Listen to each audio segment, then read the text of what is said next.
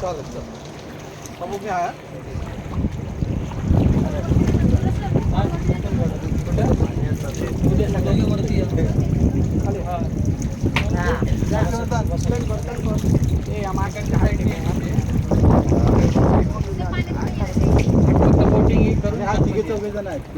ते पण सगळं झालं.